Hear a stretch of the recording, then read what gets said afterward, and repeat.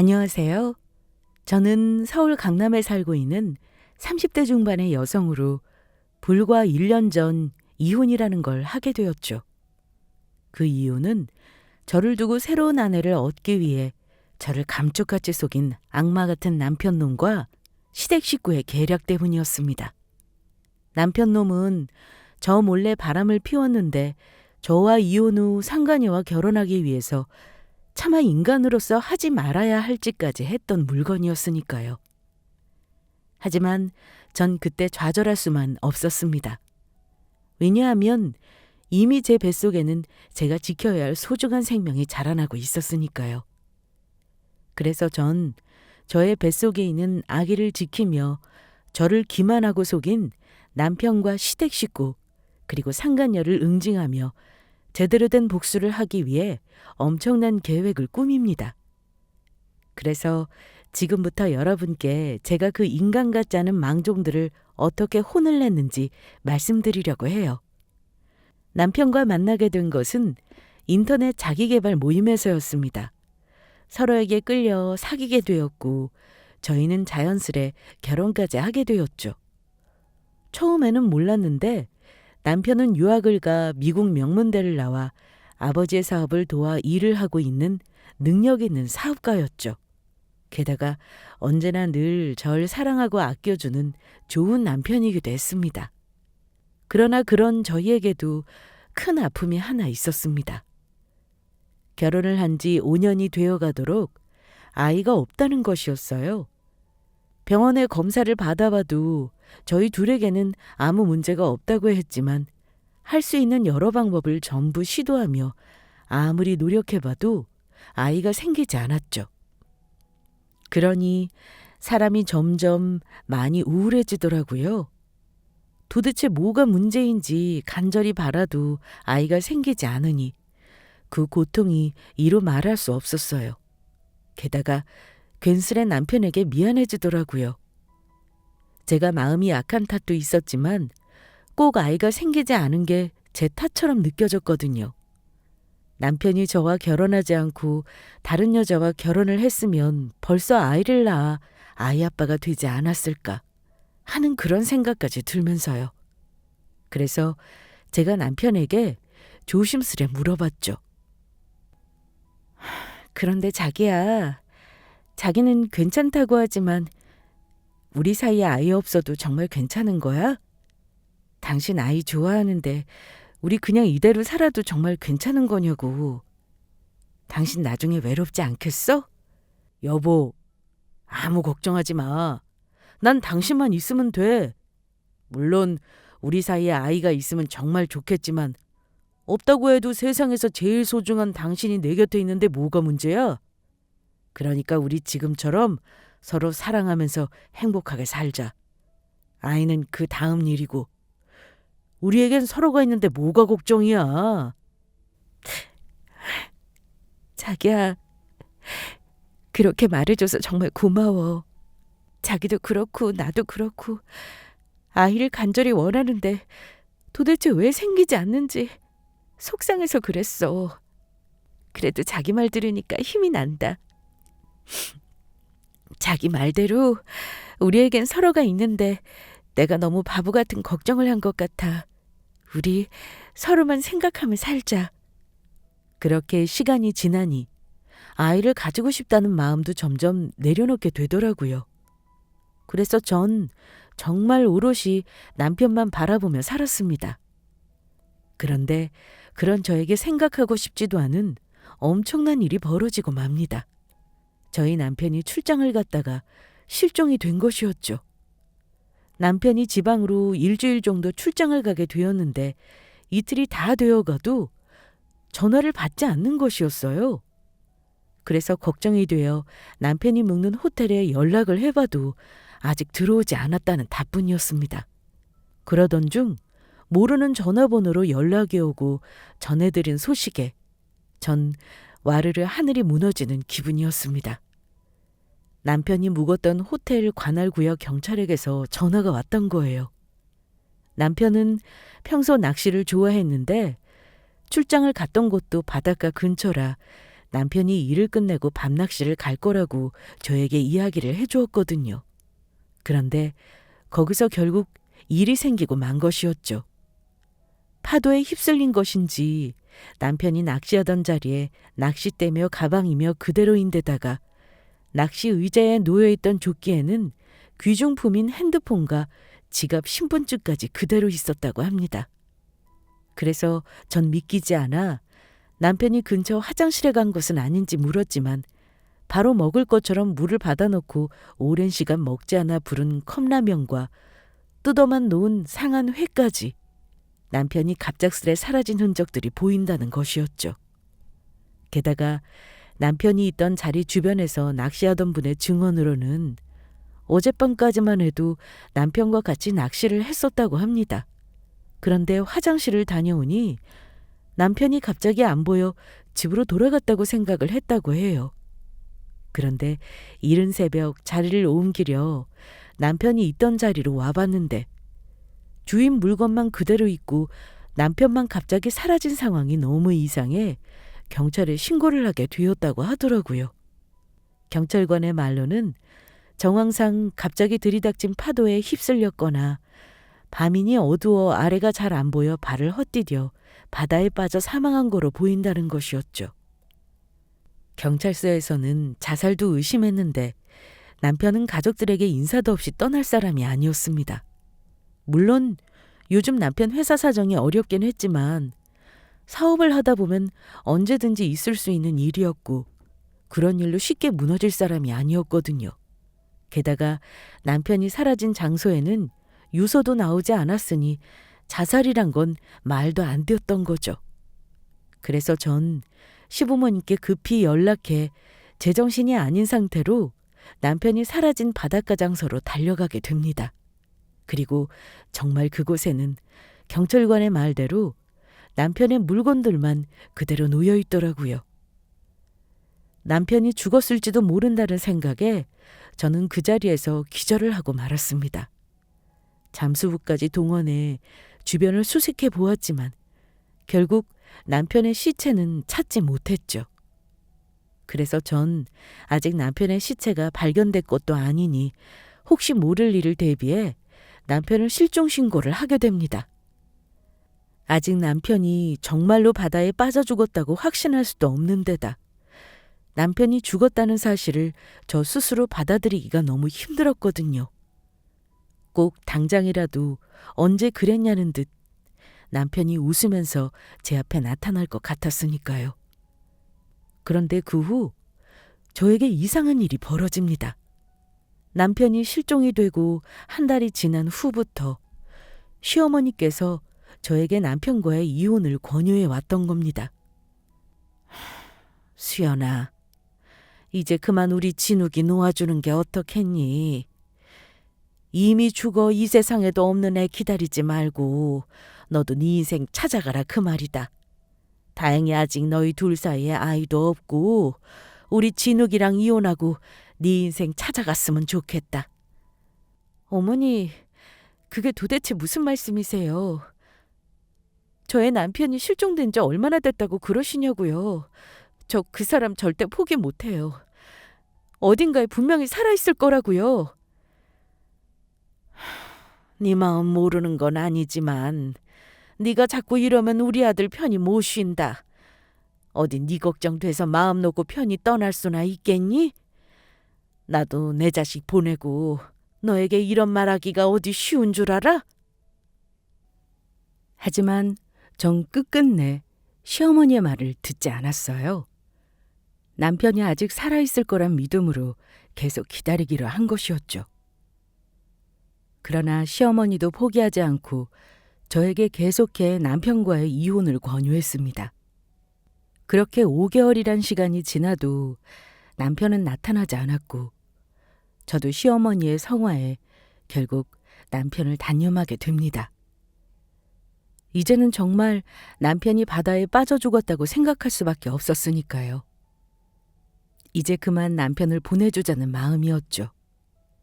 그래서 남편과 이혼할 결심을 하고 시어머니께 연락을 드리자 시어머니는 바로 저희 집으로 찾아오셨습니다. 잘 생각했다.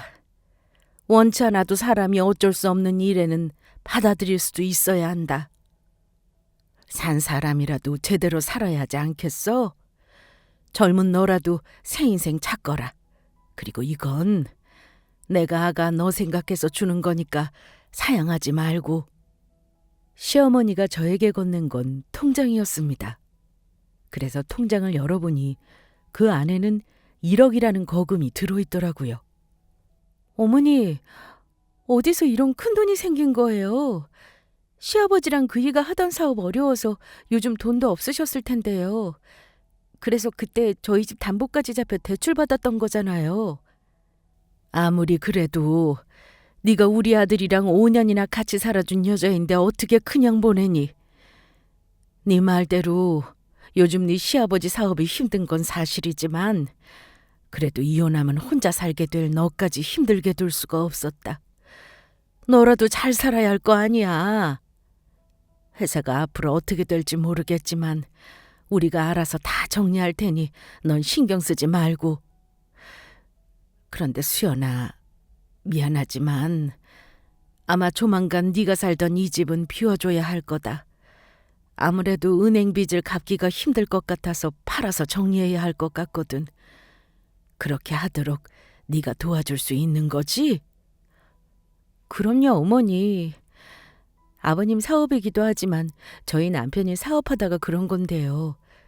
많이 힘든 상황일 텐데 저까지 신경 써주시고 어머님이랑 아버님께 힘든 짐만 맡겨드린 것 같아 죄송해요. 아니다. 당연히 우리가 마지막까지 책임져야지. 넌 이혼 정리 잘하고 마음 잘 추스르는 것만 생각해라. 남편과 살던 저희 집은 사실 남편이 저와 결혼 후 살면서 마련했던 것이라 어떻게 보면 부부 공동 소유였지만 남편 사업이 힘들어져 저희 동의를 얻어 담보로 잡힌 것이니 아파트를 내어주는 건 어쩔 수 없는 부분이었습니다. 남편과 추억이 담긴 장소였지만 회사가 어려운 상황에서 시부모님께서 1억이라는 큰 돈까지 챙겨주시니 그저 감사한 마음뿐이었죠. 그렇게 저는 남편과 이혼을 결심하고 배우자가 실종되었을 경우 진행하는 이혼 과정이 따로 있어 실종 증거를 수집하면서 이혼 준비 중이었습니다. 그런데 그때 정말 저에게 생각지도 않은 뜻밖의 일이 벌어지고 말아요. 제 몸이 달라졌다는 이상함을 감지한 것입니다. 생리가 끊긴 지도 오래되어 남편이 떠나고 받은 스트레스 때문이라고 생각했는데 이상하게 배가 부르기 시작했던 겁니다. 그래서 전 근처 산부인과로 가 급하게 검사를 받게 되었고 선생님께 아주 놀라운 소식을 듣게 됩니다. 축하합니다. 임신하셨네요. 초음파로 보니까 18주 정도 되신 것 같네요. 선생님의 말에 저는 그만 울음을 터뜨리고 말았습니다. 너무 여러 가지 감정이 뒤섞여 버렸거든요.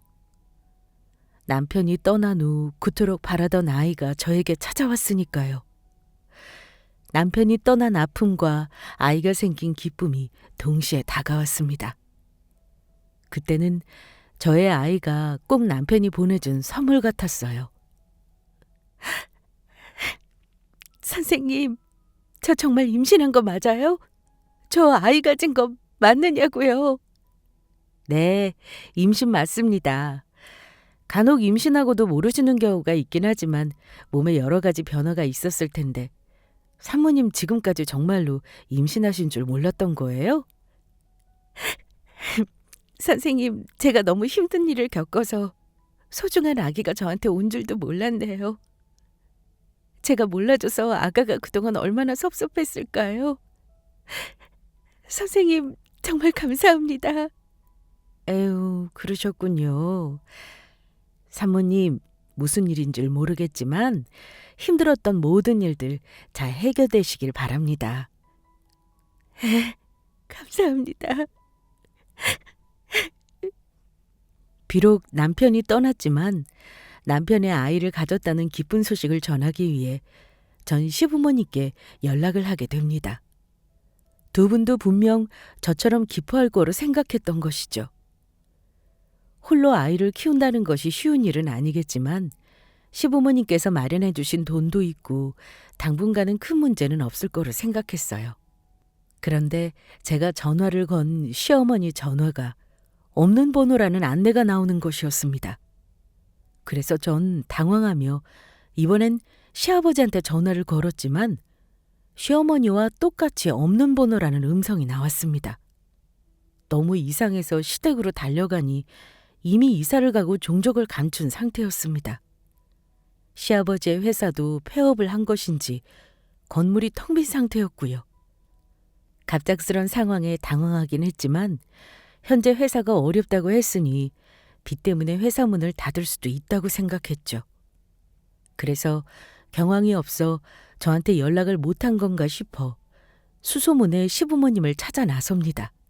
어떻게든 남편의 아이가 제 뱃속에 있다는 사실을 알려야 했으니까요. 그리고 얼마 지나지 않아 겨우 시부모님이 계신 곳을 찾게 됩니다. 혹시나 하는 마음에 시어머니와 오래 알고 지내던 친구분께 연락을 드렸는데 시부모님이 이사해 지내는 곳을 알고 계시다는 것이었죠. 그래서 전 시부모님이 이사한 곳으로 찾아갔는데 이상한 건 분명 시아버지 사업이 힘들다고 했는데 더 좋은 곳으로 이사를 갔던 것입니다. 주상복합 아파트로 외부인은 들어갈 수 없는 곳이라 어떻게 해야 하나 전전긍긍하고 있는데 같은 건물에 제 친구가 살고 있던 것이 기억나 친구를 불러 다행히 아파트 로비로 들어갈 수 있게 됩니다. 그래서 친구와 로비에 마련된 의자에 앉아 시부모님을 기다리고 있었는데 그곳에서 충격적인 모습을 목격하게 되죠. 죽은 줄 알았던 남편이 살아서 아파트 입구 문을 열고 들어왔던 거예요. 그것도 품에는 막 돌이 지난 것처럼 보이는 아이를 안은 채 시부모님과 어떤 여자와 함께 웃으면서요.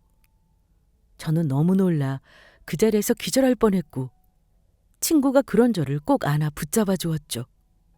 그때는 몰랐었는데 다행이라면 로비가 넓어 남편과 시댁 식구가 저를 보지 못했다는 것이었습니다. 그런데 남편이 아이를 안고 엘리베이터로 걸어가며 하는 소리가 들리더라고요. 우리 예쁜 콩돌이 아빠 품이 그렇게 좋아? 우리 예쁜 아들 아빠 보고 웃는 것 좀 봐라. 그냥 보고만 있어도 배가 부르다니까. 뭐? 우리 손자가 웃어? 어디 나 좀 보자. 자기는 그렇게 우리 아들이 좋아? 그럼 얼마나 간절히 원하던 자식인데 너무너무 소중하고 사랑스럽지. 내 목숨과 바꿔도 아깝지 않은 아들이라고. 아무튼 자기는 자식한테 너무 극성이라니까. 빨리 들어가서 우리 콩돌이 밥 먹이자. 배고프겠다. 그래 그러자. 세상에서 하나밖에 없는 우리 콩돌이 굶기면 안 되지요. 그제야 모든 상황이 맞춰지기 시작했습니다. 남편은 시부모님과 짜고 일부러 실종된 척했던 것입니다. 저와 이혼하기 위해서요. 자세히는 모르겠지만 말하지 않아도 뻔했습니다. 남편은 저만큼 아이를 간절히 원하던 사람이었고 같이 바람을 피우던 상간녀가 아이를 가지니 저와 이혼하고 살기 위해 시부모님과 짜고 실종된 척 꾸몄던 겁니다. 그리고 시부모님과 상간녀와 비싼 아파트에 살고 있는 것을 보니 사업이 힘들다는 것도 전부 거짓이었던 거죠.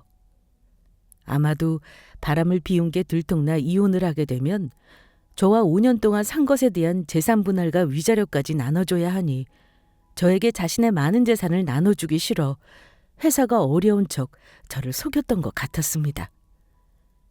차곡차곡 저를 속여 이혼할 계획을 세우면서요. 배신감에 저는 몸이 부들부들 떨렸고 친구는 그런 제 손을 꼭 잡아주었습니다. 눈에선 눈물이 가득 차 올랐죠.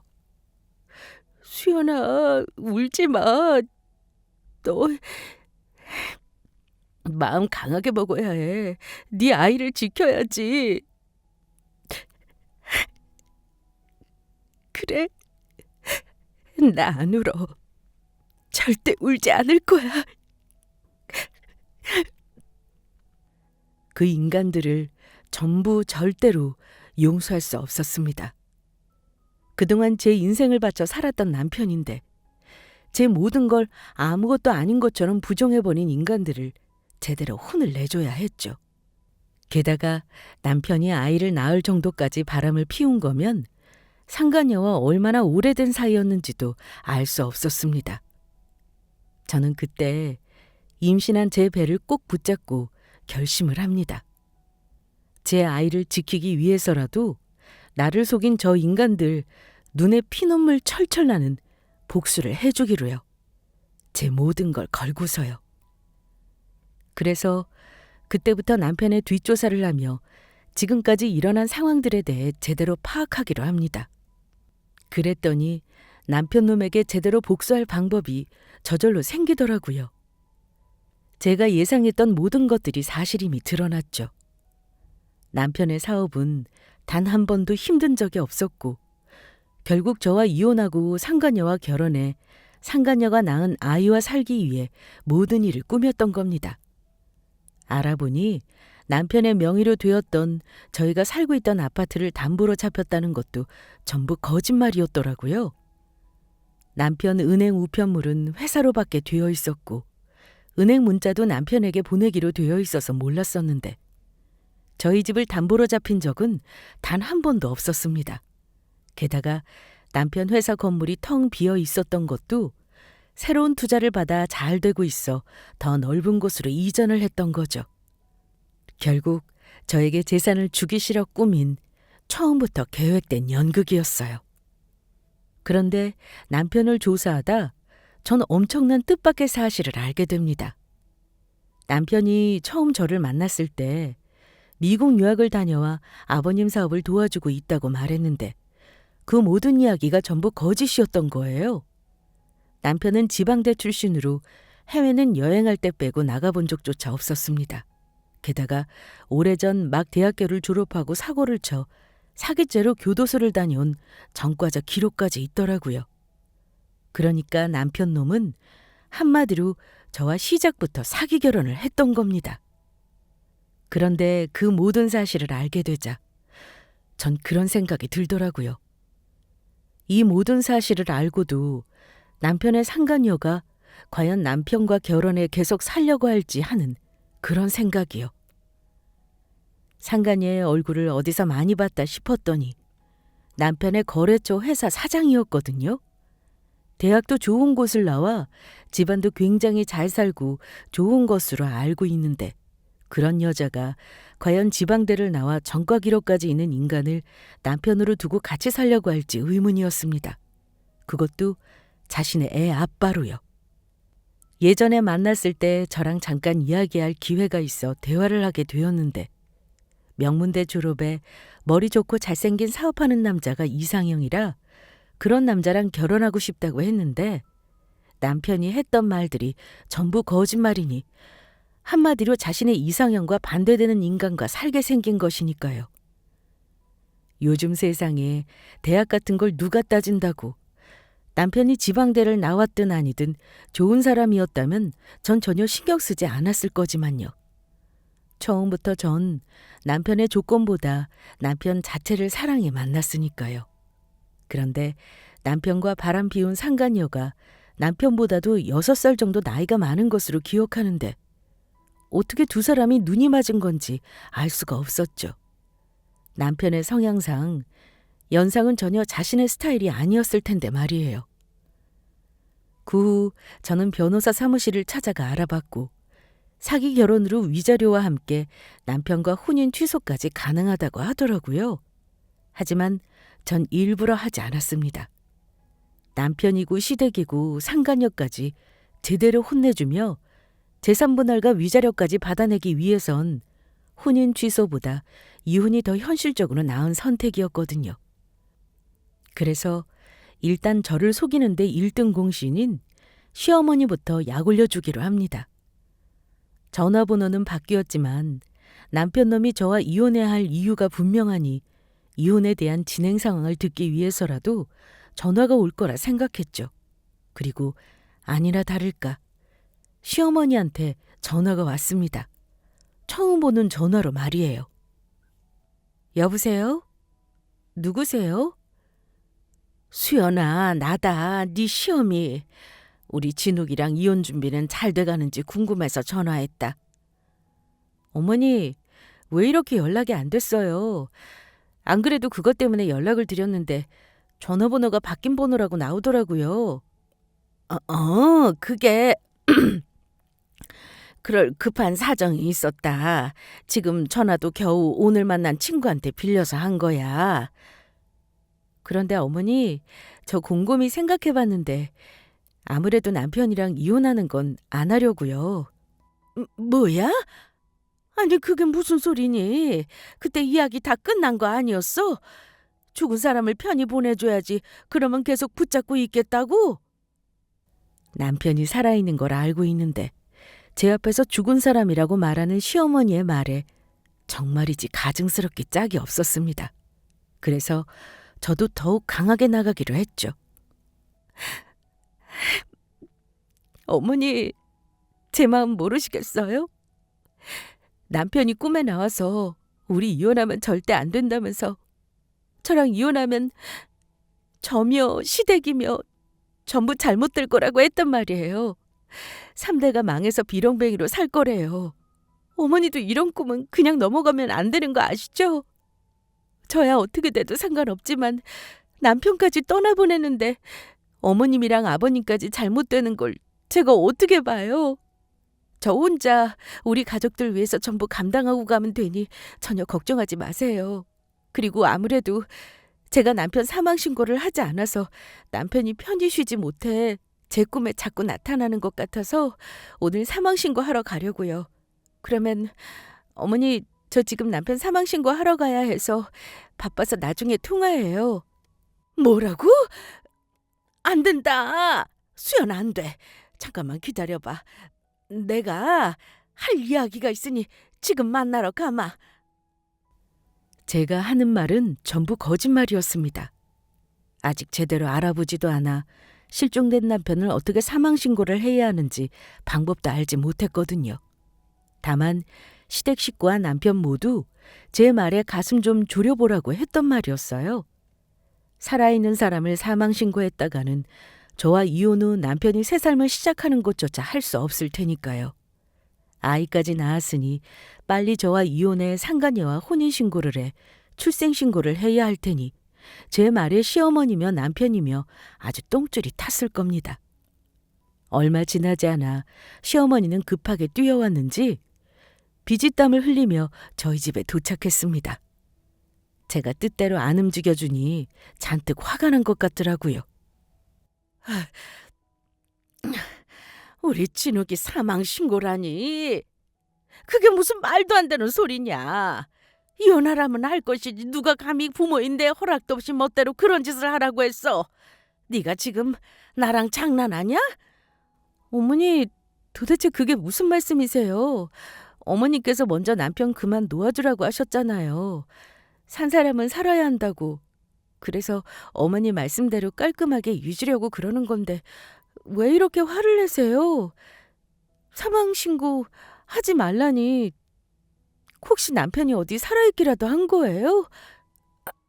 그게 아니고 물론 우리 진우이가 죽은 건 확실하겠지만 그래도 나도 부모고 그 뭐냐 그래 마음의 준비 나도 우리 아들 떠나보낼 마음의 준비가 필요한 거 아니냐? 그리고 너한테 화를 냈던 게 아니고 내가 원래 목청이 크잖니. 기분 나빴다면 사과하마. 그러니 진욱이 사망신고 문제는 우리 나중에 다시 이야기하자꾸나. 우리 진욱이랑 이혼하는 문제도 다시 한번 잘 생각해주고 알았지? 일단 그날 알겠다고 하고 시어머니를 돌려보냈습니다. 전 그렇게 시간을 벌며 남편과 시댁을 혼내줄 증거들을 모으며 이혼소송 준비를 하게 됩니다. 그런데 시어머니는 얼마 가지 않아 못 참고 다시 저에게 전화를 해오더라고요. 그래서 저 또한 다시 한번 어머니의 속을 제대로 뒤집어 놓았죠. 어머니, 아무리 그러셔도 이대로는 이혼을 못하겠어요. 이번에는 무슨 이유니? 왜 또 그러는데? 그게 사실 어머니 말씀 듣고 이혼하려고 했는데 남편이 또 꿈에 나타나서 이대로 이혼하면 안 된다는 거예요. 정 이혼을 할 거면 시부모님께 이혼 위자료도 두둑히 받고 갈라서라고 하지 뭐예요? 그래야 저도 잘 되고 시부모님도 잘 된다면서요. 안 그랬다가는 시부모님이 큰 병에 걸리거나 교통사고로 돌아가실지도 모른다고 하는 거 있죠? 그래서 말인데 어머니께서 저 위자료로 확실히 챙겨주시면 마음은 많이 힘들지만 남편이랑 제대로 이혼할게요. 내가 이해가 안 돼서 그러는데 우리 진욱이가 네 꿈에 나왔다는 거 확실한 거냐? 내가 그냥 하는 말이 아니라 네가 꿈꾸면 걔 꿈이 확실해서 그래. 우리 진욱이가 절대로 네 꿈에 나와서 그런 말 할 리가 없어.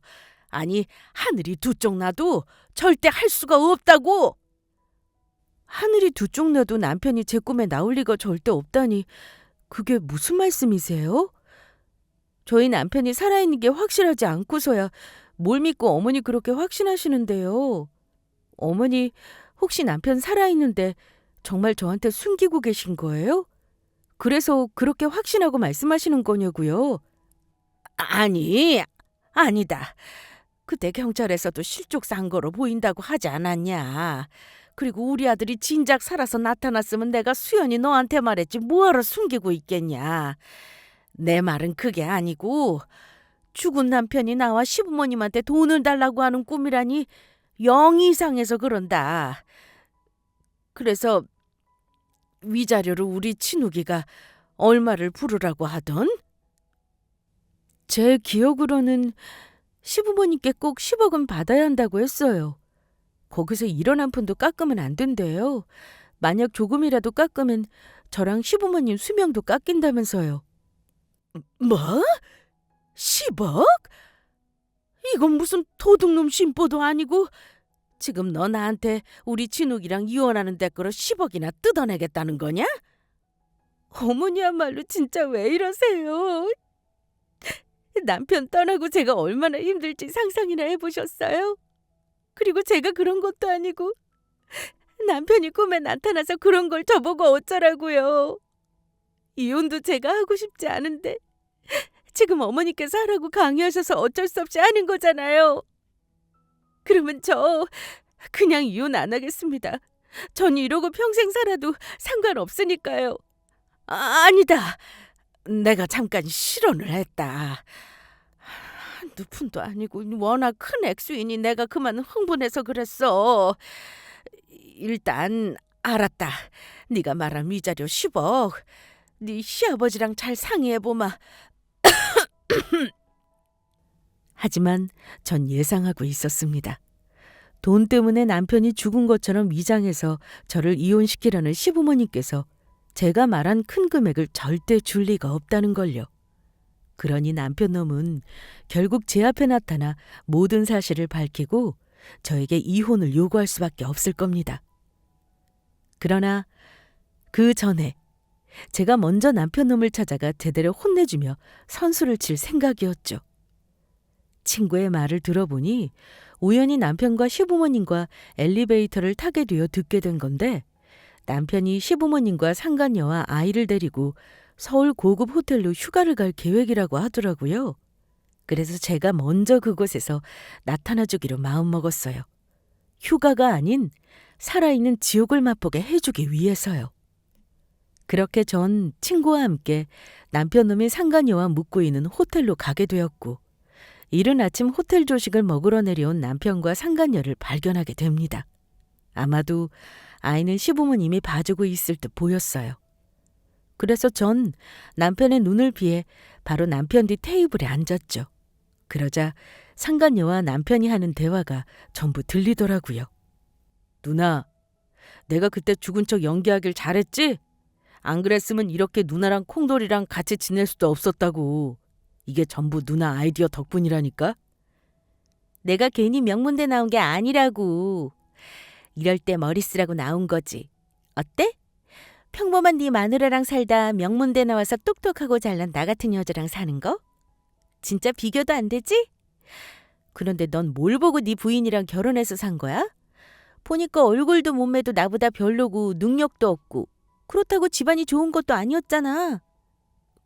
그런가?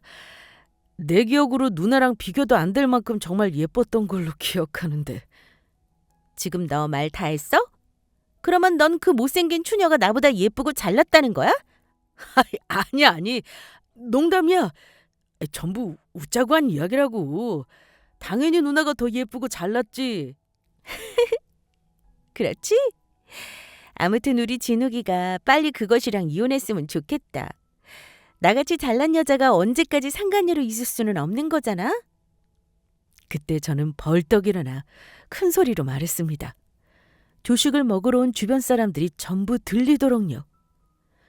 너 같은 것은 상간녀도 아깝다. 너였냐? 가정 있는 남자 유혹해서 애까지 낳아서 내 남편 죽은 척 연기하게 만든 게? 여보. 죽은 놈이 아주 밥도 잘 처먹네. 죽었다는 자식이 뻔뻔하게 버젓이 돌아다니면서 바람 피운 상간녀랑 호텔로 휴가까지 와? 당신이 어떻게 여기까지 온 거야? 나 속이면 내가 모를 줄 알았냐? 여러분, 여기 보세요. 남편놈이란 인간이 바람 피워서 저 청년이랑 아이까지 낳고 시부모님이랑 짜고 저한테 위자료랑 재산 나눠주기 싫어서 죽은 척 연기까지 했습니다. 그래놓고 돈 많은 저것들은 이 비싼 호텔로 휴가까지 왔어요. 당신 지금 쪽팔리게 사람들 많은 데서 뭐 하는 거야? 당장 그만두지 못하겠어? 지금 나보고 청년이라고 했냐? 감히 니까지 깨. 그러면 당신이 처음부터 쪽팔릴 짓을 하지 말았어야지. 왜? 그래놓고 쪽팔린 것은 안 와봐. 그리고 아줌마가 첨년이니까 내가 첨년이라고 하지. 네가 인류대학 나오고 집에 돈 많다고 첨년이 아닌 게 되냐? 이 첨년아? 아니면 우리 남편보다 6살이나 많으니 그냥 늙은 할머니라고 해줄까? 여보, 그러지 말고 사람들 없는 데 가서 얘기하자. 제발 부탁이야. 이 짐승보다 못한 자식. 어디 오늘 너 나한테 죽어봐. 내가 진짜로 너 죽여줄게. 그리고 늙은 아줌마. 당신도 첨년이 세상에서 어떤 취급받는지 똑똑히 느껴봐. 저는 남편놈 테이블 위에 있던 음식 접시를 들어 남편놈과 상간녀의 얼굴에 부어버렸습니다. 그리고 남편과 상간녀의 머리끄덩이를 잡아버렸죠. 내가 니들 전부 제대로 소송해서 이혼하고 재산분할이랑 위자료까지 톡톡히 받아낼 테니까 그렇게 알아. 너희 두 인간들, 그리고 같이 나 속인 시부모님까지 전부 소송해버릴 거라고. 그러니까 단단히 각오하는 게 좋을 거야. 저희 주변으로 사람들이 점점 몰려들었고 남편과 상간녀는 많은 사람들 앞에서 제대로 쪽이란 쪽은 당하게 되었죠. 그러자 남편놈이 안 되겠는지 남편놈과 상간녀의 머리끄덩이를 잡고 있던 제 손을 잡아 뿌리쳤습니다. 그래서 전 그대로 고꾸라져 넘어지고 말았죠. 그리곤 조금 전까지 쩔쩔매며 나오던 남편이 아주 뻔뻔하게 나오더라고요. 어차피 이왕 들키고 저에게 이혼소송 당하게 생긴 거 더는 아쉬울 것도 없었던 겁니다. 이 여자가 미쳤나? 이거 당장 놓지 못하겠어? 나랑 우리 누나한테 떨어지라고? 그래, 내가 너 속였다. 그래서 뭐 어쩌라고? 네가 못 가진 아이 우리 누나는 낳아줬다고? 너 그동안 나 속였던 거지? 불임이었는데 아이 가질 수 있다고 나 속였던 거 맞잖아. 그래서 전 바로 자리에서 일어나 당당히 말했죠. 그래, 어디 마음대로 짓거려봐. 어차피 마지막에 웃는 사람은 내가 될 테니까. 네 놈이 내 눈에 피눈물 흘리게 한 만큼 내가 시부모님이며 저 정신 나간 첨년이며 네 인생 나락으로 떨어뜨려 버릴 테니까. 그리고 네가 아직 모르는 아주 중요한 사실이 있는데 나 임신했어. 너 지금 임신한 여자 폭행한 거라고. 뭐? 임신이라니? 그게 무슨 소리야? 말 그대로 나 임신했다고. 물론 네 놈이 우리 아이 생물학적 아빠라고 해도 영원히 네 아이 얼굴을 못 보게 되겠지만, 왜냐하면 내가 우리 아이들 내 앞으로 전부 출생신고할 거거든. 우리 아이들한테 아빠는 영원히 없는 거야. 당신네 집 손이 엄청 귀하다고 했지? 그런데 내 뱃속에 있는 아이가 쌍둥이라고 하네? 그것도 딸이랑 아들 하나. 내 뱃속에 예쁜 공주님이랑 멋진 왕자님이 자라고 있어요. 저런 쓰레기 같은 놈 본색 알고 빠르게 손절하고 얼마나 다행인지 몰라. 하마터면 저런 걸 우리 아이들 보고 아빠라고 부르게 할 뻔했네? 뭐라고? 당신 그러면 우리 아이들 임신한 거야? 여보, 조금 전에 내가 넘어뜨려서 미안해. 많이 놀랐지? 내가 당신 뱃속에 우리 애들이 있는 거 알았으면 정말 조심했을 텐데. 너무너무 미안해. 여보, 우리 다시 시작하자. 자기가 임신한 줄 알았으면 이혼할 생각 같은 거 처음부터 하지 않았다고. 나 사실 아직도 당신 사랑해. 진욱이 너 이제 와서 그게 무슨 소리야? 네 부인을 사랑한다니. 그러면 나는 뭐였는데? 우리 아이는 어쩌라고? 이거나. 누가 누나 같은 늙고 못생긴 여자랑 살고 싶대? 누나가 우리 집사람보다 예쁘고 몸매가 좋아? 솔직히 콩돌이 때문에 참았지 매일 누나 얼굴 맞대고 지내는 거 역겨웠거든? 누나는 처음부터 우리 수연이랑 상대가 안 된다고. 게다가 명문대 나와서 집안 잘 산다고 얼마나 잘난 척이 심하던지 아주 듣기 싫어 혼났어. 그때 내가 술 먹고 하룻밤 실수만 안 했어도 이런 일은 없었는데 술 취해서 정신도 없는 날 왜 호텔로 데려갔냐고. 너 지금 말 다 했어? 너 어떻게 네 자식 낳아준 여자한테 그런 말을 할 수가 있어? 됐어. 내 아이 가진 건 우리 수연이도 마찬가지라고. 그것도 귀한 쌍둥이로. 그동안 나 없이 혼자 입덧하고 고생하느라 얼마나 힘들었을까? 여보, 내가 미안해. 정말 고생했어. 어디서 여보 타령이야? 네 놈이 돌아온다고 누가 널 받아주기나 한대? 미쳤냐? 바람까지 피워서 상간이랑 자식까지 낳은 너 같은 놈을 내가 받아주게? 그것도 이혼하면서 재산분할 해주기 싫어서 죽은 척 연기까지 했던 놈이랑 내가 다시 살 것 같아? 여보, 그러지 말고 제발 나한테 한 번만 기회를 줘. 그 더러운 주둥이를 자꾸 누구 보고 여보래? 아니야, 안 돼. 나 당신이랑 살래. 우리 예쁜 딸이랑 아들 낳는 것도 보고 나 당신이랑 알콩달콩 살 거라고. 저는 남편 놈의 말을 비웃으며 자리를 떠났습니다. 그러자 남편은 상간녀가 말리는데도 저를 따라와 붙잡으려고 하더라고요. 그러자 상간녀도 저희 남편을 붙잡고 말리는 통에 서로 몸싸움이 붙어 난리가 났었죠. 이 거지 같은 자식이 어딜 가는 거야? 나랑 내 아이 책임져야지 어딜 가냐고? 이거 놔! 이 늙은 할망구야. 내가 네 손 잡는 것도 소름 돋았다고. 너 정말 싫어. 싫다고. 그래서 전 두 사람이 싸우는 광경을 쳐다보며 실컷 비웃어주며 이야기했어요. 그런데 늙은 아줌마, 당신 그거 알아? 이 인간 미국 유학 가서 명문대 나왔다는 거 전부 거짓말인 거. 그리고 예전에 사기도박 사이트 만들어서 돈 벌다가 감방도 한번 다녀왔더라. 그 후에 나와서 시아버지 회사 들어가 돕게 된 거고 한마디로 사기꾼의 전과자란 이야기지. 나야 뭐 내 이름으로만 아이 출생 신고해서 키울 거니까 전혀 상관없겠지만 당신같이 자존심 센 여자가 당신 아이 당신 손으로 직접 전과자 자식으로 만들고도 괜찮을지 모르겠네. 어디 사기꾼 놈이랑 알콩달콩 잘 살아봐. 그게 무슨 소리야? 진욱이가 전과자라니. 어머 아줌마, 저 인간이 전과자인지도 모르고 아이까지 낳은 거였어? 얼굴도 반반하니 학벌의 사업에 능력 좋은 것 같으니 눈에 보이는 것만 믿었나 보네. 그런 것 하나 자세히 조사도 안 하고? 아니야, 그럴 리 없어. 내가 지금 전과자의 변변치 않은 사기꾼 놈이랑 결혼해 살려고 이 짓거리 하고 있었단 소리야? 그것도 상간녀 소리 듣는 것까지 각오하면서? 내가 저놈 유혹하느라고 얼마나 공을 들여 고생했는데. 그거 아주 잘 됐네. 사람이 아무리 학벌이 좋고 돈만 많으면 뭐해? 먼저 사람이 돼야지. 너나 저놈이나 전부 재활용 안 되는 인간 쓰레기인 건 마찬가지였네. 전부 자업자득이야. 예전에도 내 남편이 나랑 결혼한 거 알았으면서도 내 앞에서 남편 보는 눈이 심상치 않다고 생각했는데 남의 남편 노리면 당신처럼 인생 종치면서 벌 받게 되는 거라고. 알겠어? 정신 차려. 이 멍청한 덜 떨어진 여자야. 상간녀는 그대로 망연자실에 자리에 주저앉더니 펑펑 울기 시작하더라고요. 그리고 일이 이렇게 되자 시부모님이 저에게 직접 찾아와 제 앞에 무릎을 꿇고 용서를 빌었습니다. 수연아, 내가 잘못했다.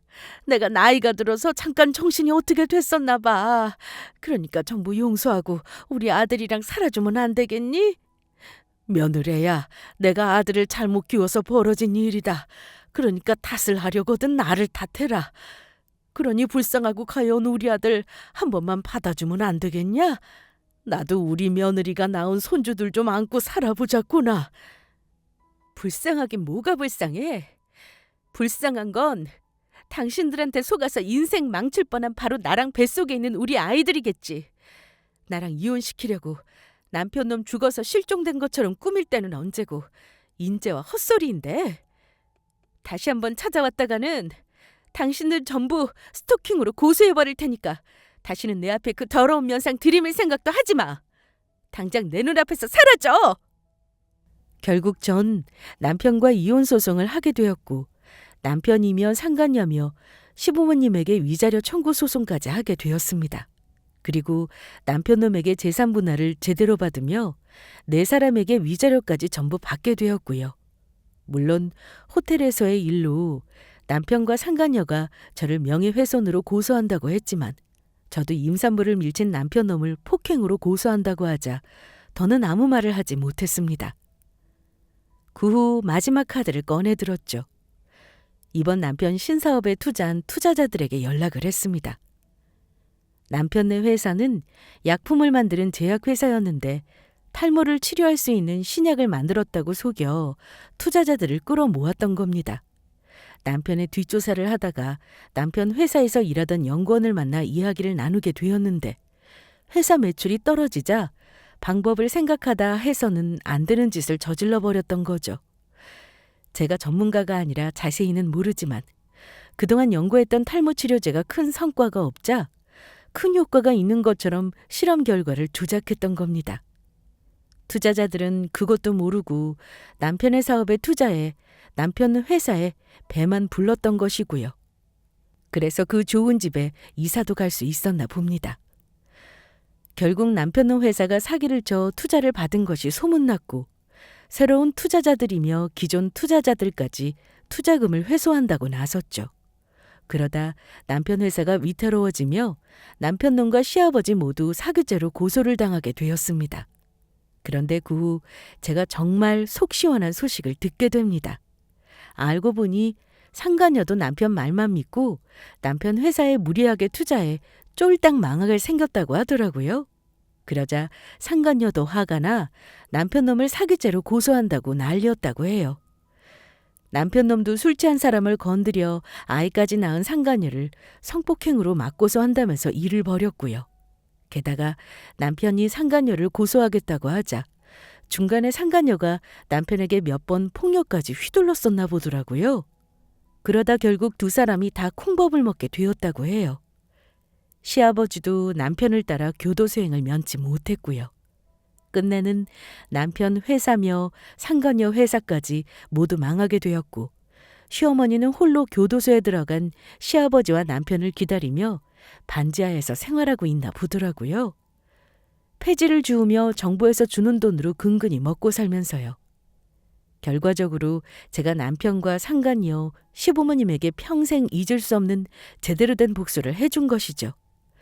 제가 흘린 피눈물보다 더 독한 피눈물이 흐르도록요. 그리고 현재 저는 승승장구하면서 아주 잘 살고 있습니다. 예쁜 쌍둥이도 낳아 잘 기르고 있고요. 남편놈과 이혼하며 재산 분할로 받지만 제가 하고 있던 사업이 대박이 났거든요. 전 사실 남편과 만나기 전부터 여성 의류를 판매하는 인터넷 쇼핑몰을 운영하고 있었는데 남편과 이혼하고 개발한 의류 아이템 하나가 대박을 터뜨렸던 겁니다. 그래서 앞으로도 사업을 하는 멋진 엄마로 그리고 그 전에 아이들에게 조건 없이 사랑을 주는 좋은 엄마로 살아갈 계획입니다. 저희 아이들과 예쁜 미래를 그려나가면서요. 끝까지 제 사연을 들어주셔서 감사합니다. 모두 행복하세요.